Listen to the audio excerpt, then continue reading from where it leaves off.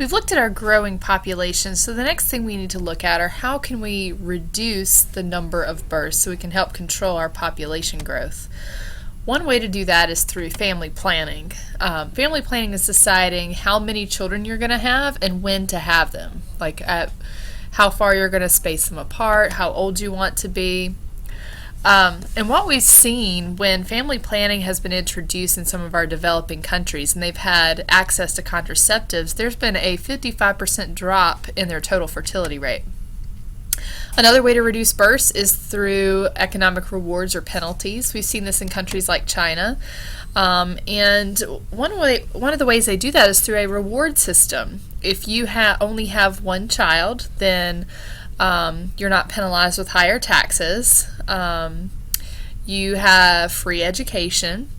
If you have 2 or more children, you lose tax deductions for your children. You lose health care benefits. You have to pay for the extra children. You have to pay for school for the extra children.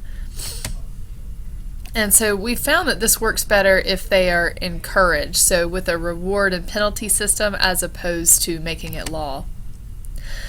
A third way to reduce births is through empowering women. When we see women enter the workforce, when they're educated, they tend to have fewer children.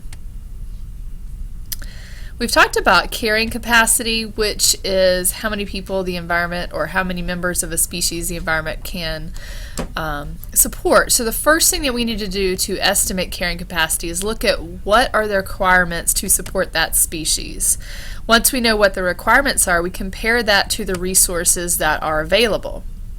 Now, for humans, it's hard to identify what our carrying capacity is.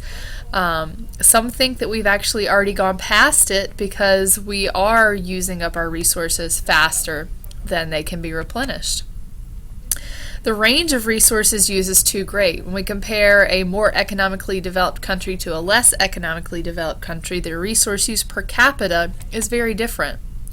And we require different resources based on our lifestyles.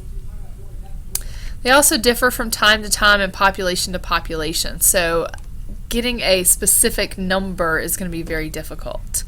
The second thing that makes it difficult to estimate carrying capacity is our ability to substitute one resource for another. We have human ingenuity, which is something that other species do not have. We have technological developments that enable us to make these substitutions. The third reason that it's difficult is that most humans are going to import resources from outside of their immediate environment, whereas another species in an ecosystem is going to be able to survive based on what is there. But we're able to import, export, and reallocate these resources. So we can grow beyond our local boundaries. Many people live in urban areas even though their food and energy is not produced there. So what this does is it increases the carrying capacity in one location, but it decreases it somewhere else. So once again, that makes it very difficult to estimate a carrying capacity. So what we look at how fast are we using our energy resources, how fast are we using up our materials, what type of pollution are we producing,